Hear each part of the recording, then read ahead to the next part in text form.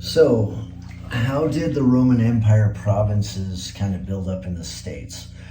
Okay, or like inspire the state method for the United States. Okay, so the Roman Empire, as I understand it, would go take over an area real quick, and instead of like replacing everything, like culturally, what they said was, okay, you know what, let's let bygones be bygones. You keep your culture, you keep your heritage, you keep everything, and I will just assimilate in my like leadership to you. Like whoever I pick to be the governor of this area, you will just do what I tell you. Like it made it like A-okay, right? Or however the fuck you do that, right? But anyways, so you do that and you have them basically like run the area and all that. You have them do that. One of the first people that did this, believe it or not, was Alexander the Great. He went down to Egypt because here's the thing. Egypt was like the biggest bread and grain producer back then for like Roman Greece. And because they had so much grain they produced, I think they just had a comparative advantage of it, and I have no idea why. They just did. So like, and you know, food was probably the most important thing back then, believe it or not. Just food in people's stomachs was really important. We talked before about how the French Revolution, how like cutting grain improperly, like kind of led to that, you know, just not being able to keep people fed. In fact, that's half the reason why I think like you see less civil wars today is because, you know, you just kind of, it goes back to like what Mike Hockney was saying, you know. He said bread and circuses, it's like the big thing. As long as people have bread and circuses, they're okay. So like you would see, so like whenever like Rome or something had a problem, there'd be like more festivals and there would be like more of that kind of stuff. In fact, it was, what was that movie? Gladiator, where Commodus came in. He was at that Senate meeting and they were asking about all this stuff. He was literally ignoring it and just going to bread and circuses right away. You know, he wanted to hold all these stupid festivals, right? Like in the movie with the gladiator games. Yeah, that's the bread and circus method. So once we get past the bread and circus method, essentially just kind of getting people to think, hey, I'm a continuation of the Pharaoh, man. That's what, yeah, this is important. This is what Alexander the Great did, and then the guy Ptolemy that took over for him afterwards, a Greek guy, he literally kept doing the same thing. We're pharaohs, we're pharaohs, we're pharaohs, we're pharaohs. Believe it or not, Cleopatra was actually Greek. Most people don't even want to believe it, but it's true. Now, do I think she was probably mixed race by that time? Absolutely, I do. Yeah. I mean, no one actually knows for sure what she looks like. That's fine.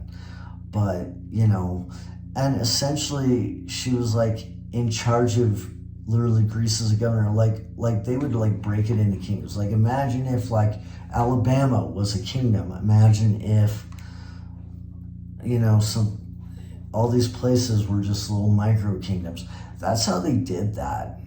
And like, you know, from my understanding, and it's actually a smart way to do it because you don't have to go completely replace customs and laws, but yet there would be that higher power of like the Roman emperor saying, hey, you owe us the equivalence of federal tax, imperial tax, right? And then people owe like their municipalities and like that province tax. Like even in the Bible, like it's good to quote it, right? Like what was it? Like Jesus was saying give Caesar what is his, and then, give like the church what is first. Basically, he was trying to say, because Israel back in that day was actually Roman province. So anyways, he was like, yeah, pay Caesar your taxes first and then take your 10% tithe or whatever, because you had to pay 10% to whatever fucking church, right? Pay them their cash, and then you keep whatever's left, right, out of the two. And there was a lot of taxation things and stuff. This is not a religious conversation. We're beelining it out of that quickly. But the governor in charge of Judea at that time was actually a guy named Pontius Pilate. And, you can go look him up. That does tie back in the Bible, but we ain't even going there. I don't like going there. I just don't. And it's cool. I mean, I've read it and stuff. Okay. Done. Okay, so... But pretty much, you can almost kind of take the mechanics of how that was working and how it was almost like a federal system. And that's how that kind of worked.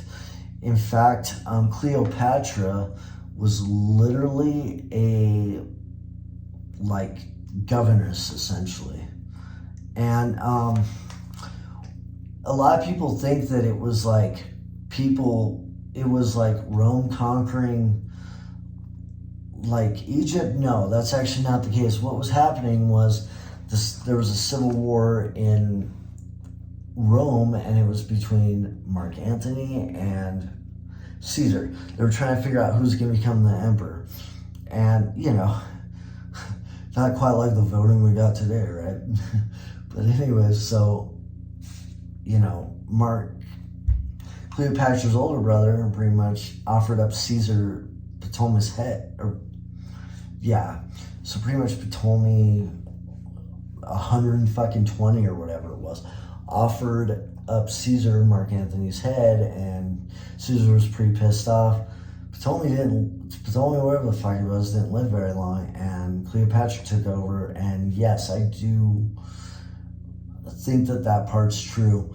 But believe it or not, it wasn't actually like an invasion at all. It was more just, we're catching a fugitive at this point in time down there. And most people don't get that. But hey, I hope that helped explain the mechanics of the Roman Empire.